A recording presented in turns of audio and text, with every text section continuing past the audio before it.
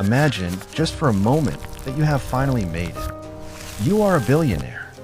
You have conquered the cutthroat world of business, your name is etched onto charity boards, and you spend your weekends at an ultra-exclusive country club in Palm Beach, rubbing shoulders with CEOs and Hollywood royalty.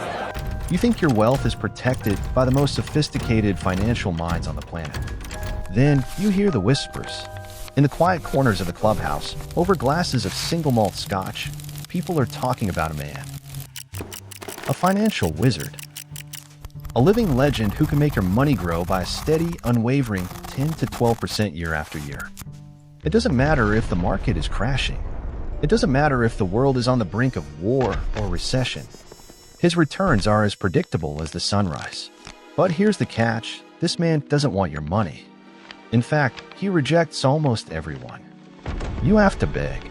You have to pull strings, call in favors, and prove your worth just to be granted the privilege of letting him manage your fortune. And when he finally nods, when he casually says, "Fine, I'll take you on," you feel an overwhelming rush of relief. You feel like the luckiest person in the room. And then, one freezing December morning, you wake up, pour a cup of coffee, and look at the news. Your heart stops. Your entire life's work, your family's multi-generational trust fund, the millions you set aside for your grandchildren's education, the endowment to the charities you love, all of it has evaporated into thin air. It never existed. The financial messiah you worshipped for decades was never investing your money. He was running a meat grinder. His name was Bernard Madoff. And his collapse wasn't just a financial scandal. It was the ultimate betrayal of human trust in modern history. A $65 billion illusion. But what if I told you the most terrifying part of this story isn't the unfathomable amount of money that vanished? The truly chilling truth is how this man managed to hypnotize the global elite, paralyze the world's most powerful regulators, and conduct this masterclass in deception right out in the open year after year. This is not just a story about a Ponzi scheme. This is a journey into the darkest depths of psychological manipulation, institutional blindness, and a devastating family curse that eventually demanded a payment not in dollars, but in human blood. Welcome back to the channel. Today, we are peeling back the layers of a case that redefined the boundaries of white-collar crime. Most financial documentaries will give you a dry, textbook definition of a Ponzi scheme, how old money pays off new money until the well runs dry. But we aren't here for a math lesson. We are going to dissect the mind of a psychological apex predator. We will trace the incredible, terrifying trajectory of a kid from a working-class neighborhood in Queens who managed to claw his way up to become the chairman of the NASDAQ stock exchange. We will uncover the exact psychological triggers Madoff pulled to weaponize exclusivity, turning the world's most cynical hedge fund managers into defenseless prey. We will investigate the baffling, borderline infuriating failures of the SEC, who sat across the table from Madoff multiple times, looked at concrete evidence of fraud, and chose to see absolutely nothing. And finally, we will witness the catastrophic fallout. Because when the illusion shattered, it triggered a domestic Greek tragedy so brutal, so filled with grief and suicide, that no Hollywood screenwriter would ever dare to write it. So lock your doors, turn up your audio, and let's go behind the closed doors of the lipstick building to see how one man fooled the entire world. To truly understand how Bernie Madoff pulled off the heist of the century, we have to erase the image of the old villain in the prison jumpsuit. We need to go back to the beginning, to a time when he was just an ambitious young man with everything to prove. Bernie Madoff did not come from old money. He wasn't born into the elite families of Manhattan. He was born in 1938 in Queens, New York, to Jewish immigrant parents. His father, Ralph Madoff, tried his hand at various businesses, from a neighborhood grocery store to a small-scale sporting goods venture. Almost all of them failed. In fact, his father's final business attempt ended in severe tax liens and financial humiliation for the family. Watching his father fail didn't just motivate young Bernie, it traumatized him. It instilled in his DNA a desperate, almost pathological terror of financial insignificance. He vowed that he would never be the man who lost. He would be the man who owned the system. In 1960, Bernie graduated with a degree in political science, briefly attended law school, and decided his future lay in the chaotic world of stocks. But he had no capital. He started his investment firm, Bernard L. Madoff Investment Securities, with a mere $5,000. Where did that money come from? It wasn't a corporate loan. It was cash he had saved from working ordinary summer jobs as a beach lifeguard on Long Island and installing underground sprinkler systems in suburban lawns. Now here's a crucial detail that most people forget or simply don't know. Bernie Madoff was not a fraud from day one. He wasn't a charlatan selling snake oil from a suitcase. He was an incredibly brilliant, forward-thinking pioneer in financial technology. In the 1960s and 70s, Wall Street was an old boys club dominated by the New York Stock Exchange. Trading was done manually. Men in colorful jackets stood on a chaotic floor, screaming at each other, throwing paper slips into the air, and manually matching buyers with sellers. It was slow, clunky, and heavily rigged in favor of the giant institutional firms. Madoff realized he couldn't compete with these titans on their home turf. So he looked to the future. He became one of the very first brokers to embrace automation and computers. He designed a computerized system that could quote prices instantly, bypassing the physical trading floor entirely. This electronic network grew so fast and became so efficient that it eventually formed the backbone of what we know today as the NASDAQ, the first electronic stock market on Earth. Madoff's firm became so dominant that on any given day in the 1980s and 90s, his company was single-handedly processing up to 10% to 15% of all stock trades on Wall Street. Think about that. He was a pillar of the financial establishment. He served as the chairman of the board of directors for the NASDAQ for 3 separate terms. When regulators or politicians wanted to know how to make the market safer or more modern, they invited Bernie Madoff to Washington to testify. He was the definition of integrity. He was making tens of millions of dollars a year completely legally just from his legitimate market-making business. But somewhere along this meteoric rise, a dark mutation occurred. Behind the legitimate, hyper-successful brokerage firm that occupied the 18th and 19th floors of the iconic Lipstick Building in Midtown Manhattan, Madoff constructed an invisible wall. He rented the 17th floor. And it was on that quiet, heavily restricted floor that he began constructing the most devastating financial weapon the world had ever seen. If you look at typical Ponzi schemes throughout history, they all share a common, clumsy script. The scammer builds a flashy website, rents a supercar, stands on a stage, and screams into a microphone, promising outrageous returns like 50% or 100% in a matter of weeks. They target the desperate, the greedy, and the financially illiterate. Bernie Madoff looked at those amateur tactics with pure contempt. He understood something profound about the human mind, something that ordinary scammers completely miss. The ultra-wealthy are not motivated by the desire to get rich quick. They are motivated by the terrifying fear of losing what they already have and an insatiable desire to feel superior to everyone else. Madoff didn't promise 50% returns. That would trigger alarm bells for a billionaire. Instead, he promised something far more seductive. He promised consistency. He offered a steady, modest, boring return of roughly 10% to 12% year after year. It didn't matter if the broader stock market was up 30% or down 20%.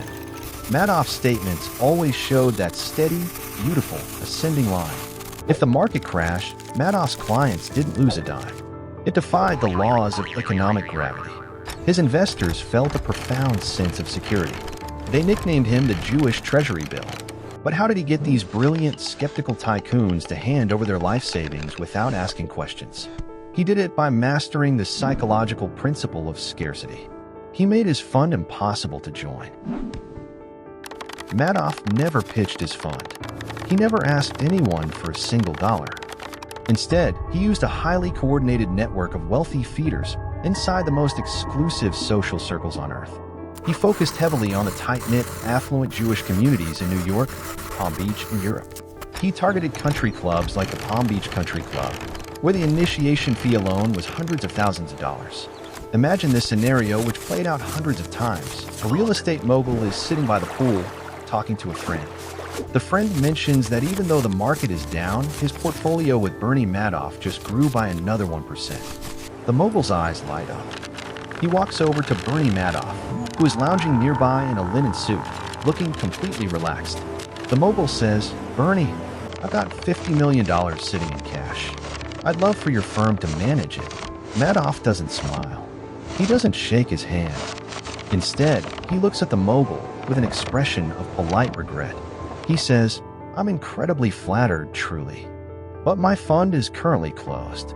We've reached our capacity, and if we take on more capital, it will dilute our proprietary strategy. I think you're much better off keeping your money in a standard index fund or a major bank."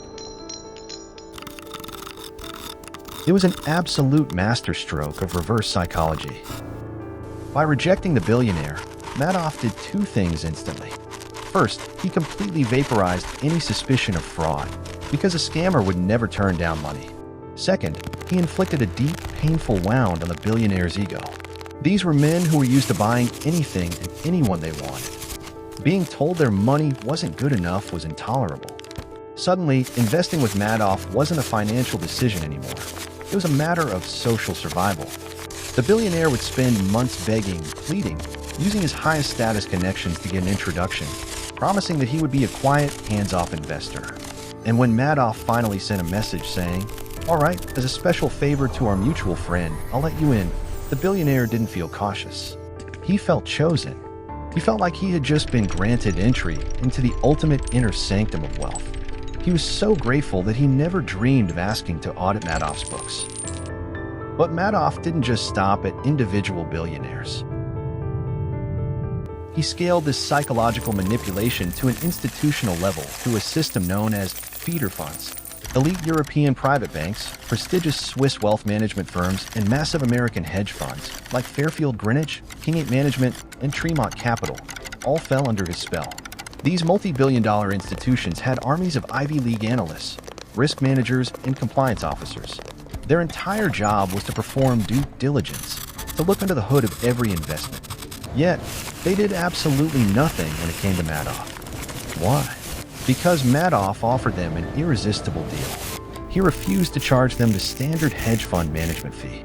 Instead, he let the feeder funds keep the massive fees they collected from their clients, while he took only a standard brokerage commission on the trades he supposedly made. It was an addiction. These feeder fund managers were making hundreds of millions of dollars a year in pure profit just for acting as a funnel, gathering money from universities, charities, and regular pension funds, and dumping it directly into Madoff's lap. They were blinded by their own greed. They chose not to ask questions because the answers might destroy the greatest cash cow they had ever found. Now, we have to confront the most maddening chapter of this entire saga. How on earth did this happen in the most heavily regulated financial market in the world? Where was the SEC? Where were the federal investigators whose sole mandate is to protect investors from predators? The truth is, they weren't just asleep at the wheel. They were actively intimidated by Bernie Madoff's shadow. You see, Bernie Madoff didn't just build a wall of social prestige, he built a wall of political invincibility. He was a master of regulatory capture. His firm spent decades cultivating intimate, deeply personal relationships with the highest echelons of the SEC. Madoff served on advisory committees that actually helped write the rules of modern stock trading. His brother, Peter Madoff, was a prominent figure in industry compliance groups. His niece, Shauna Madoff, who worked as a compliance attorney for the firm, ended up marrying Eric Swanson, a high-ranking SEC enforcement attorney who had personally overseen reviews of the market-making industry. When young, inexperienced SEC auditors walked into the lipstick building for a routine inspection, they weren't entering the office of a suspect. They were entering the temple of a living legend. Madoff knew exactly how to play them. He would sit them down in his plush, mahogany-lined office, serve them expensive coffee, and speak to them with the patronizing warmth of a grandfatherly mentor.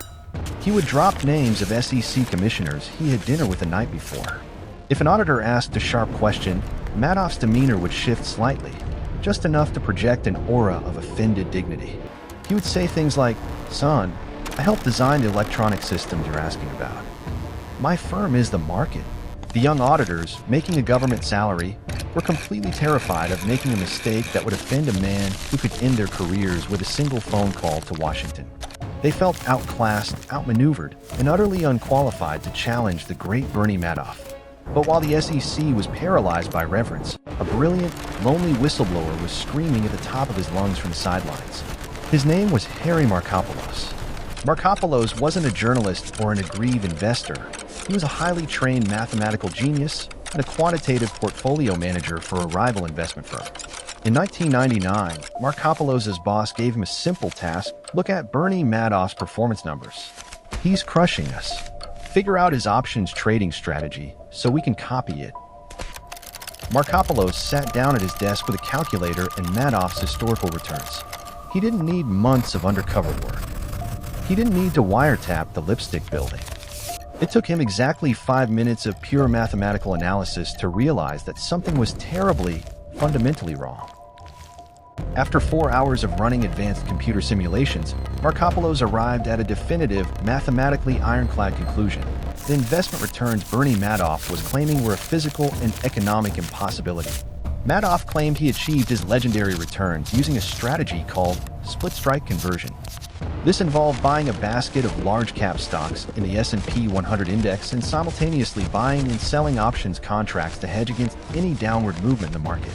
But Markopoulos did the math on the volume of the market. He discovered that for Madoff to be executing the sheer number of trades required to manage his massive pool of capital, Madoff would have to be buying more options contracts on the Chicago Board Option Exchange than actually existed in the entire global financial ecosystem. If Madoff's strategy was real, he was a ghost trading in an imaginary market. Markopoulos realized there were only two possible explanations. Either Madoff was incredibly dirty and engaged in massive, illegal insider trading using front-running information from his legitimate market-making business, or his entire asset management business was a total fabrication, a giant, hollow Ponzi scheme. In 2005, Markopoulos compiled his findings into an explosive, undeniable 21-page report and delivered it directly to the SEC's Boston office. The title of the document was a direct slap in the face to the regulators. The world's largest hedge fund is a fraud. In that report, Markopoulos laid out 30 distinct mathematical and operational red flags. He spelled it out for them like they were children. All the SEC had to do was pick up the phone, call the Depository Trust and Clearing Corporation (DTCC), the independent central clearinghouse where all actual stock trades in America are recorded, and ask them to verify if Bernie Madoff's asset management arm held any actual shares. It would have taken the SEC exactly one phone call and less than an hour to bring down the House of Cards. What did the SEC do? They took the report, filed it away, and conducted a painfully superficial inquiry. They sent an enforcement team to interview Madoff. When Madoff gave them a series of fabricated account numbers, the SEC investigators simply took his word for it. They never checked with the DTCC.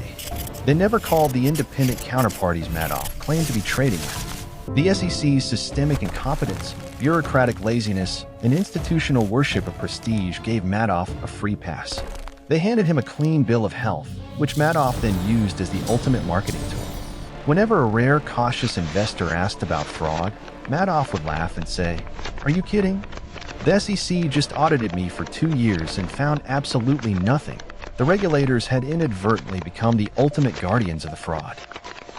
To understand the sheer audacity of Bernie Madoff, we have to look at the physical space where the crime took place. If you visited his legitimate broker-dealer business on the 18th and 19th floors, you would see the cutting edge of finance, young, aggressive traders sitting in front of high-tech flat-screen monitors, digital tickers flashing real-time data from global stock exchanges, in an atmosphere of hypermodern efficiency. But if you took the elevator down to the 17th floor, you stepped into a time capsule of deliberate decay. The door to the 17th floor required a specialized keycard that only a tiny, carefully selected handful of people possessed. This floor was completely cut off from the rest of the company. It had no internet connection to the outside world. It had no real-time data feeds. Instead, the room was filled with old, clunky IBM AS/400 mainframe computers from the 1980s, rows of ancient dot matrix printers that screeched as they typed, and stacks of carbon copy paper. The staff on the 17th floor weren't finance graduates from Wharton or Harvard. They were working-class people with little to no background in finance, many of them hired straight out of high school from the outer boroughs of New York. They were led by a man named Frank E. Pascali, Madoff's CFO for the fraud, a fast-talking guy from Queens who prided himself on being completely loyal to the boss. Why did Madoff hire untrained staff for his multi-billion-dollar operation? Because he didn't want professionals who would look at the documents and say, "Wait, this makes no sense." He wanted desperate, loyal cogs who were so grateful for their massive six-figure salaries that they would do exactly what they were told without ever looking up. And what exactly were they doing on the 17th floor? They were running an assembly line of pure fiction. Let this truth sink in. Bernie Madoff did not lose his clients' money in bad trades. He didn't make a series of terrible bets in the market and then try to cover them up. He never made a single trade. For decades, not one penny of his clients' capital ever entered the stock market. When a feeder fund or a billionaire wired $50 million to Madoff's asset management firm, that money didn't go into a brokerage account. It was deposited into a completely ordinary corporate checking account held at JP Morgan Chase, specifically account number 703.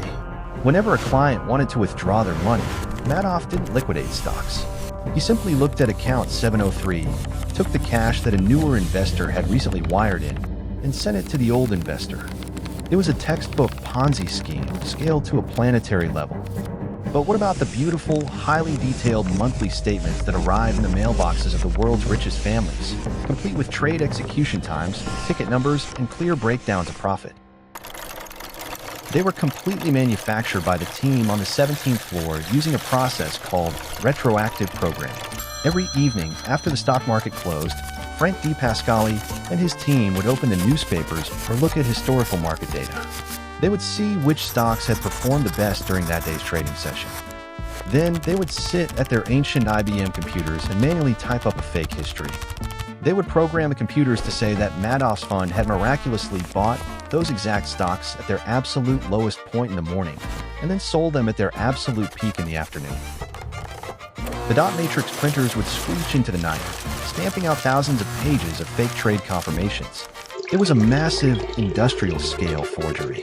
The billionaires looked at these papers and poured themselves another glass of champagne, celebrating their incredible wealth, completely unaware that their entire fortunes were nothing more than ribbons of ink on cheap recycled paper.